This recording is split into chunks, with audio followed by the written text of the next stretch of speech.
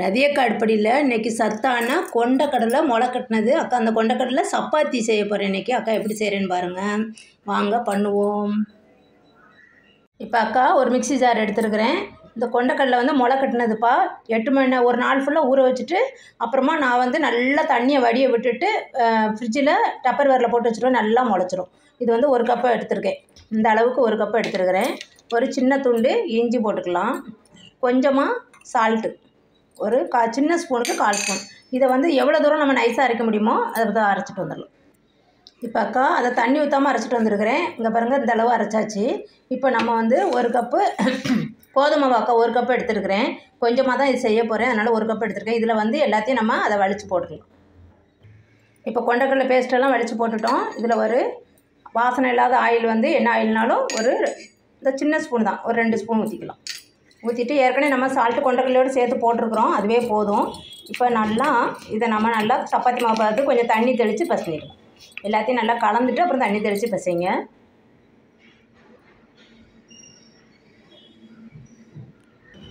இப்போ கொஞ்சம் கொஞ்சமாக தண்ணி தெளித்து அக்கா சப்பாத்தி மாவு பதத்துக்கு அக்கா பசங்கிட்டேன். இது ஒரு 5 நிமிஷம் அப்படியே ஊறட்டும், மூடி வச்சிடலாம். இப்போது 5 நிமிஷம் ஆயிடுச்சு. நம்ம எல்லாத்தையும் இதை சப்பாத்தி மாவு நம்ம எவ்வளோ பெரிய சப்பாத்தி வேணுமோ அந்த அளவு எல்லாத்தையும் உருண்டையாக நம்ம உருட்டி வச்சுக்கலாம். எல்லா உருண்டையும் எடுத்து வச்சுட்டு வரேன் அக்கா. இப்போ 5 சப்பாத்திக்கு வந்துருப்பா. 5 உருண்டையாக உருட்டிக்கிட்டே இப்போ நம்ம சப்பாத்தி மாவு உருட்டிக்கலாம். இப்போ அக்கா சப்பாத்தி தேய்க்க ஆரம்பிச்சிட்டேன். இது வந்து எவ்வளோ பெருசாக உங்களுக்கு வேணுமோ நைஸாக கூட தேய்ச்சிக்கலாம், திக்காகவும் தேய்ச்சிக்கலாம். இது தேய்ச்சி எடுத்துகிட்டு வரேன். இப்போ அக்கா சப்பாத்தி தேய்ச்சிட்டேன். இந்த பாருங்கள், இந்த அளவு தான் அக்கா தேய்ச்சிருக்கேன். நீங்கள் இதை விட நைஸாக வேணாலும் தேய்ச்சிக்கோங்க. இப்போ ஒரு தோசைக்கல் அக்கா அடுப்பில் காய வச்சுட்டேன். சப்பாத்தியை போட்டுக்கலாம்.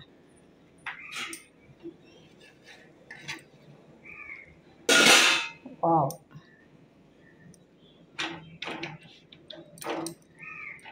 நல்லா இதை பரட்டி விடுவோம். ரொம்ப ரொம்ப ரொம்ப ரொம்ப டேஸ்டியாக இருக்கும்பா. அவ்வளோ சத்து. நம்மளுக்கு வந்து சப்பாத்தி சாப்பிட்றவங்களுக்கு மோஷன் ப்ராப்ளமும் எங்கள் வீட்டில் வந்துடும். அதனால் நம்ம வந்து இந்த நார் சத்து ரொம்ப இருக்குது இந்த கொண்டக்கடலையில். நம்ம கொண்டக்கடலை சப்பாத்தி போட்டு கொடுத்தோம்னா மோஷன் பிரச்சனையும் குறைஞ்சிரும். மோஷன் ப்ராப்ளம் வர்ற பிரச்சனையும் குறைஞ்சிரும். நம்மளுக்கு நல்லா மோஷன் போகிறதுக்கு நல்லா இதாக இருக்கும். ரொம்ப சத்து. நம்ம இதில் முளை கட்டினதில் செஞ்சோம்னா இன்னும் கொஞ்சம் நல்ல நம்மளுக்கு ப்ரோட்டீன் எல்லாம் கிடைக்கும். நல்ல சத்துப்பா. இது நார் சத்து நிறையா இருக்கும். சுகர் பேஷண்ட்டுக்கெலாம் தாராளமாக கொடுக்கலாம். கொஞ்சோண்டு அக்கா ஆயில் விட்டுக்கிறேன். என்ன ஆயில்னாலும் விட்டுக்கோங்க அக்கா. வாசனை இல்லாத பார்ச்சன் ஆயில் தான் விடுறேன். எதுனாலும் நம்ம விட்டுக்கலாம். நல்லா இதை மொறுமொறுன்னு எடுக்கலாம், சாஃப்டாகவும் எடுக்கலாம். நம்ம விருப்பம்தான்பா. இது அக்கா நைஸாக தான் தேய்ச்சிருக்கேன். அதனால் இது கொஞ்சம் நம்ம அந்த சப்பாத்தி மாதிரியே நம்ம சாதா சப்பாத்தி மாதிரி நல்லா எலும்பும். இப்போ இன்னும் ஒரு இது பரட்டுனா போதும், வெந்திருக்கும்.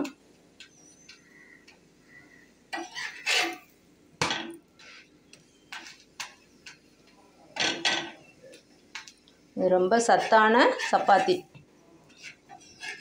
அவ்வளோதான், நம்ம எடுத்துடலாம். அடுப்பை ஆஃப் பண்ணிடுவோம்.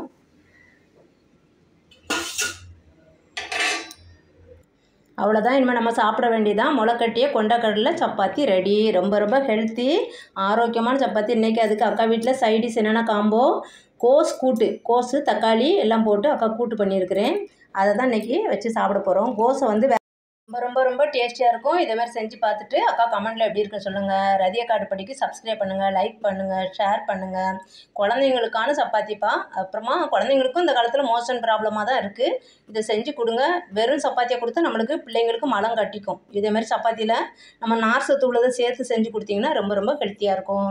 இது ஹெல்த்தியான ஆரோக்கியமான சப்பாத்தி. இதை செஞ்சு பாருங்கள். என்ன சைடிஷ் வேணாலும் காம்போவுக்கு வச்சுக்கலாம். தேங்க்யூப்பா.